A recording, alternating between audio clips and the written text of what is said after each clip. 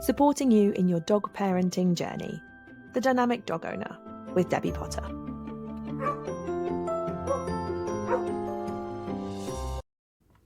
Hello, and welcome to the second edition of The Dynamic Dog Owner, a podcast dedicated to helping dog owners create a happier relationship with their best friend.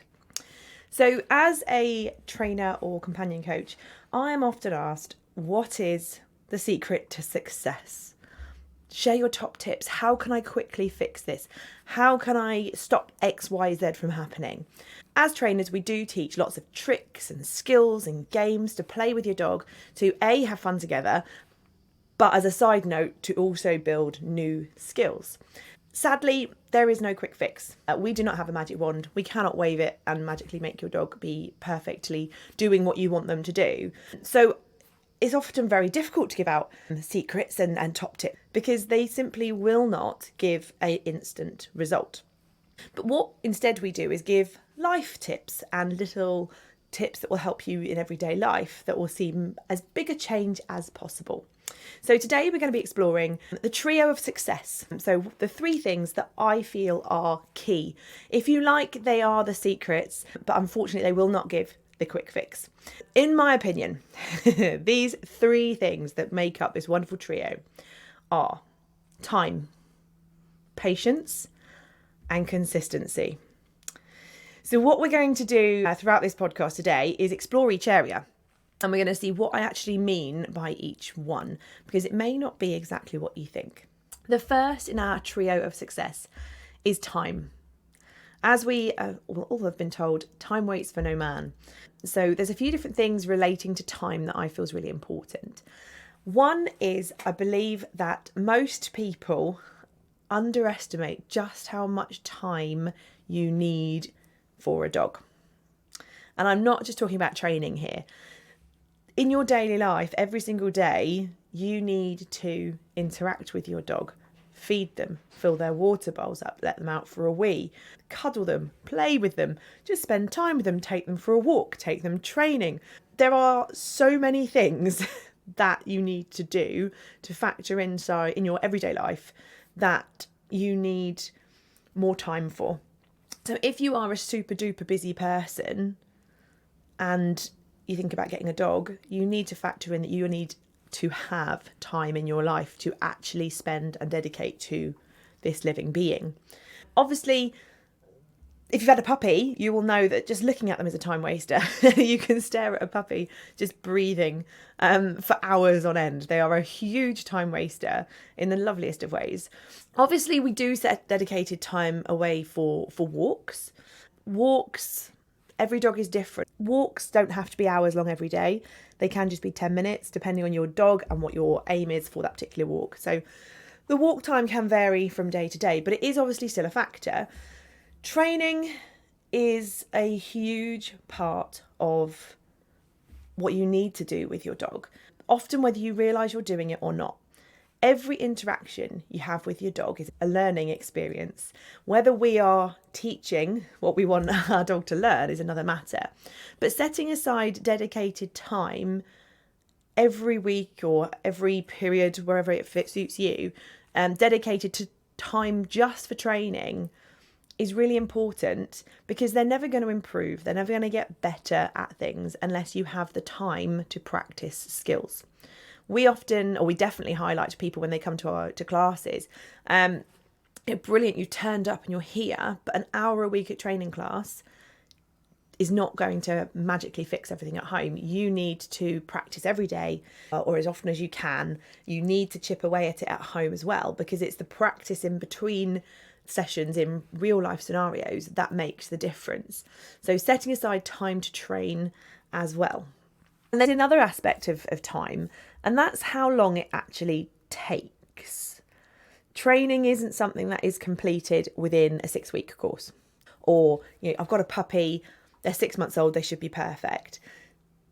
Training takes a long time, a duration, because it's not a quick task. Puppies grow very quickly in physical size, but emotionally they take a much longer time to develop. So we have to be there teaching them throughout that development stage, which for some dogs will last a few years. And even when they are fully grown, they are still learning. So if we liken it to people, and because I think obviously dogs are a different species to us, if we liken it to people, it helps us to kind of understand and resonate a little bit more. You wouldn't expect to send a toddler to preschool for a term and then them be absolutely fine with the rest of their life. They have to go through preschool and infant school and junior school and secondary school and potentially university or college. At the end of that, yes, they have an education, but they then need to apply it to real life. And I don't know about you guys, however, whatever stage of your life you're at, but every day I learn something new.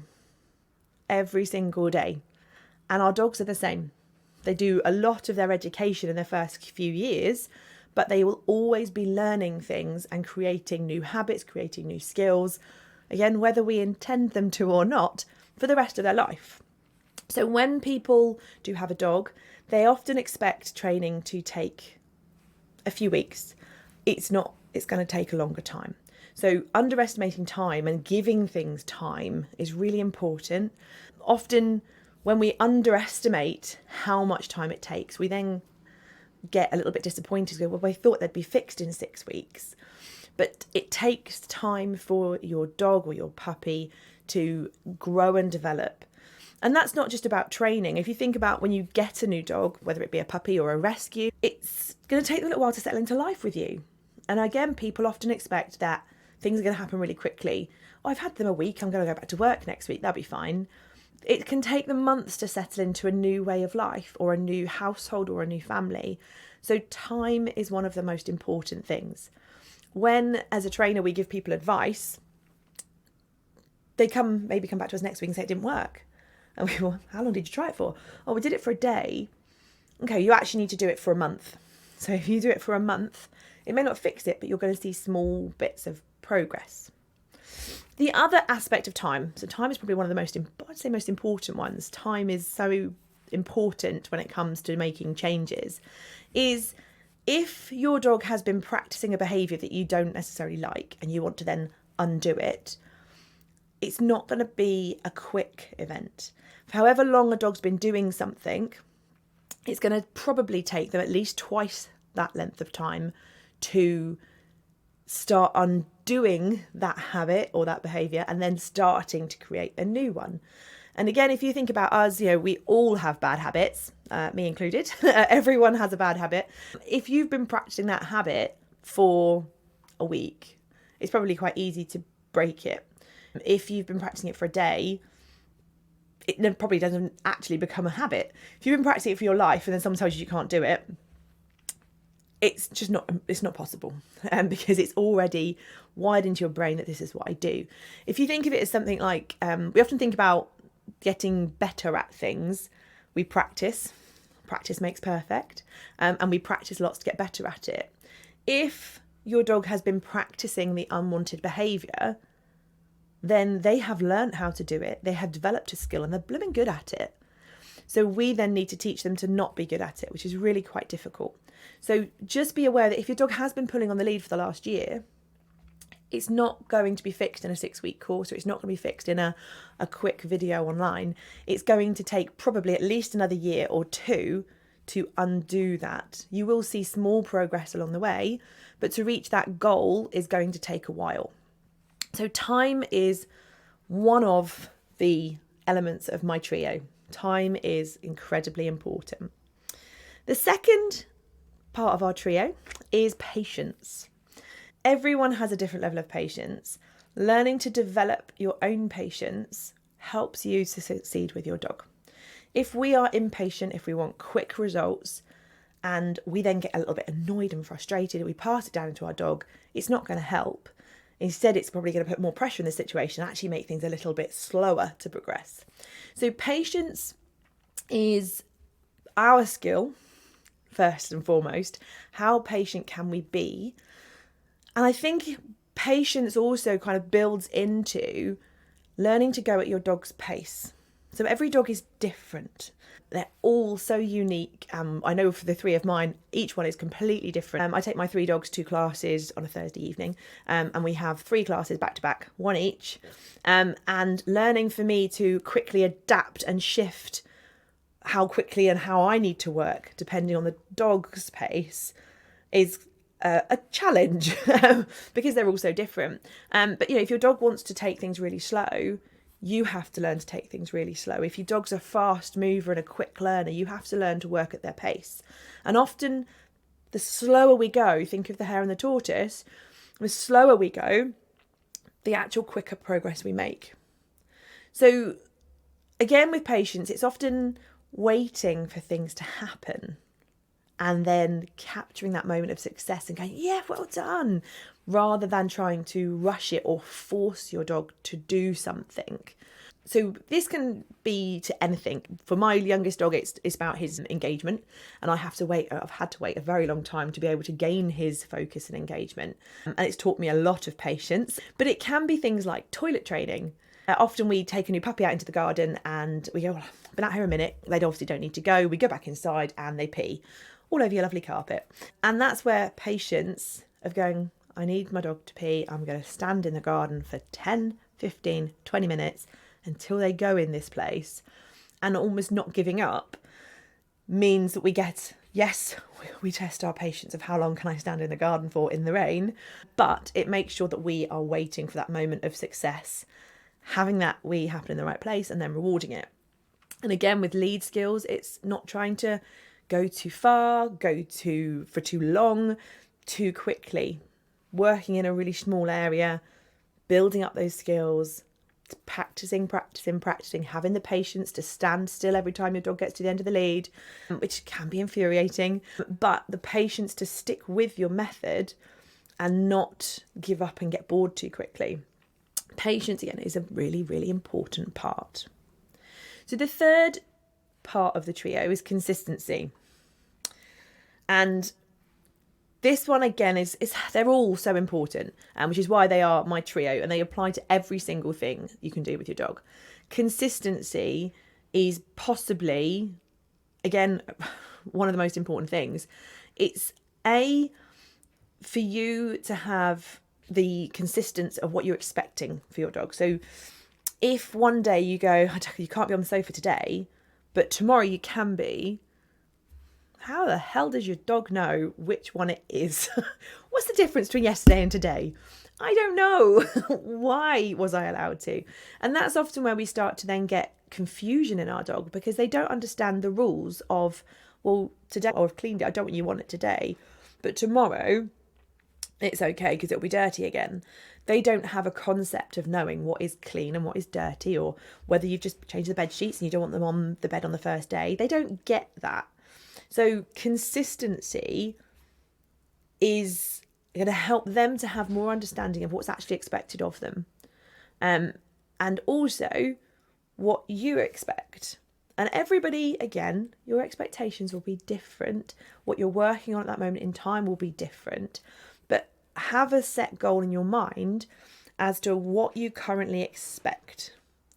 And knowing when to expect a little bit less and when to expect a little bit more in training is really important. So again, think about lead pulling, because we mentioned it in Patience Trio. If you take your dog for a walk and you've got all the time in the world, you're really consistent with your training, you stop every time they get to the end of the lead, you're really rewarding them for staying with you, really engaged and focused on them, and you have an excellent session, they go, okay, this is what's expected. The next day, you're in a hurry, it's raining, you're a bit late for work, you're like, come on, we need to get back.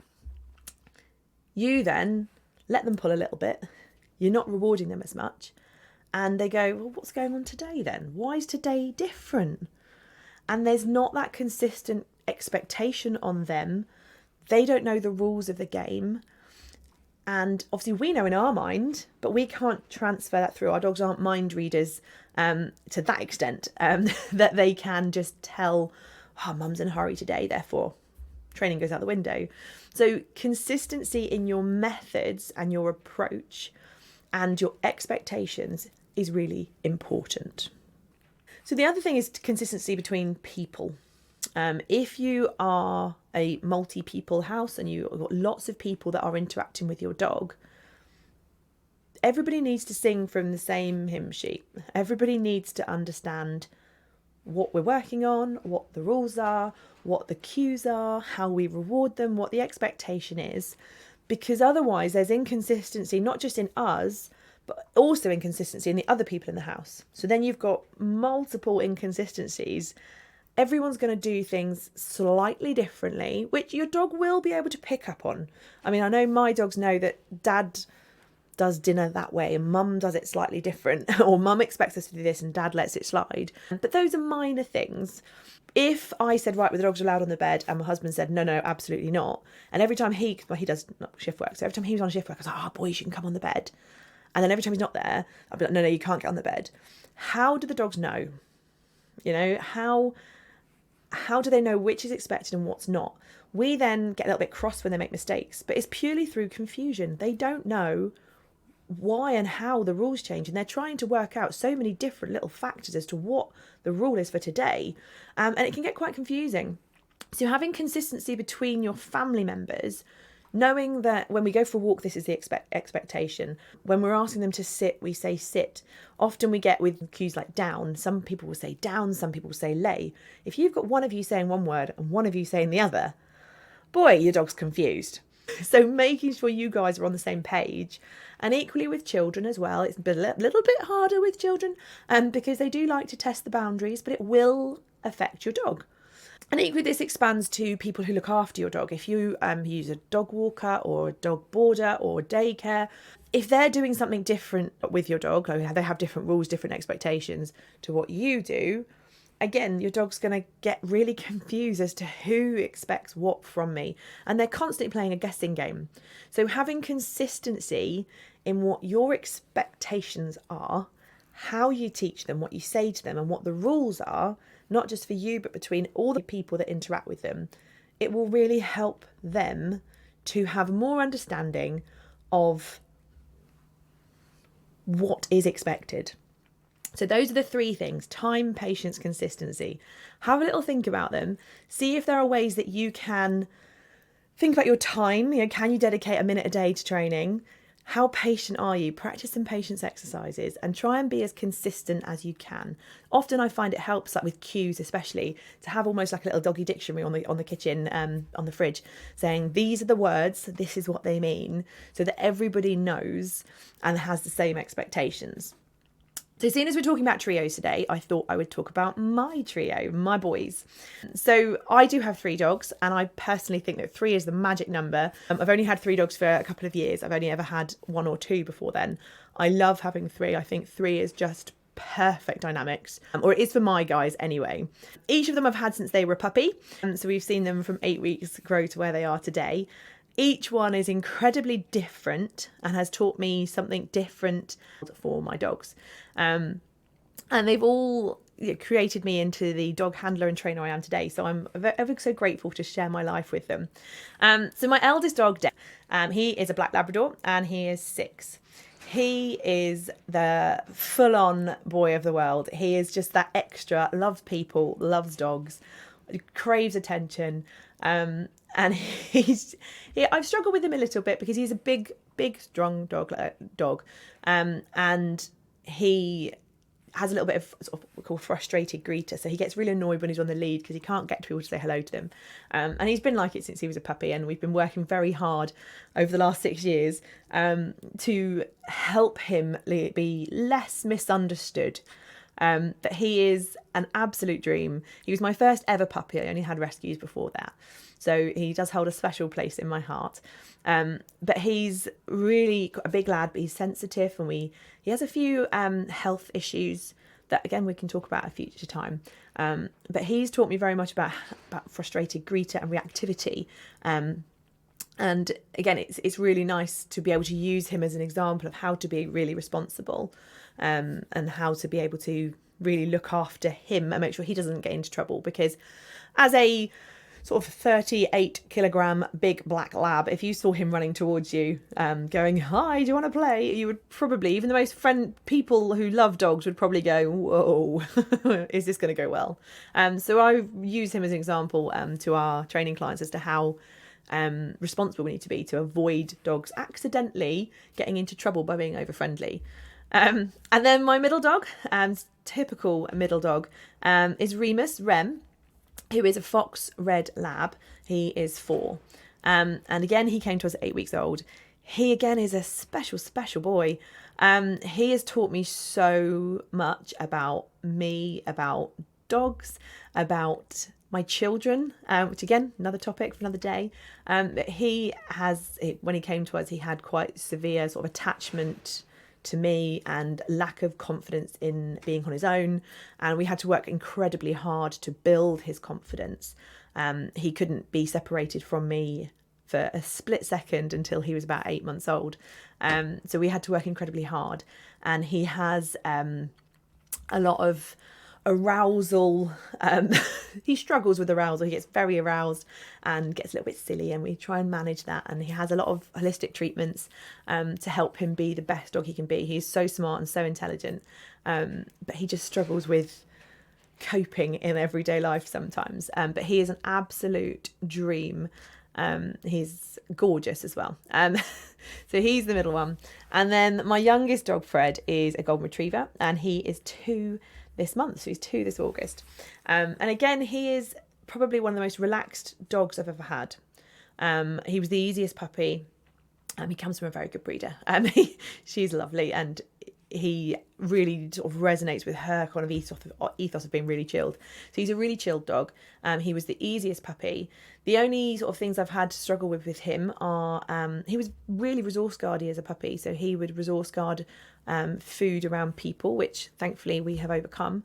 And now he is a little bit guarded with the other dogs, but he and they have discovered their boundaries, and they know not to touch him when he's got things, and he knows a little warning will make them move away. So they've kind of worked out their new dynamic, bless them, and they get on beautifully. But he is a very easily startled dog. He's a little bit nervous. He wasn't until he was about 8 months old, 7 months old. He became a little bit more barky and nervous and easily startled by life. So again, he has taught me how to help overcome a little bit of confidence. But he's equally one of the hardest dogs in terms of motivation. It's taken me probably 18 months to work out what motivates him, and to go at a really slow pace of life to help him to flourish. And we're finally reaching that flourish point, which is so important and so beneficial. So those are my trio, and obviously each one has so many stories and so many training inputs that I can share with you guys that has taught me so much. So you will be hearing about them in the future. So my trio of success, the trio, 3 is the magic number: time, patience, consistency. Think about those 3 things in your life and how you can apply them. And hopefully this episode again has been useful, and you have learned something new maybe, or seen something from a different point of view. If you have enjoyed the episode, do follow the Dynamic Dog Owner on Instagram. I'd love to see pictures of your dogs. I'll share some of mine, and you're very welcome to drop me a personal message, a DM, with any questions or topics that you'd like covered in future episodes. It would be lovely to connect with you, and don't forget, obviously you can subscribe to be notified of future episodes. Thank you for listening to The Dynamic Dog Owner with me, Debbie Potter. See you next time.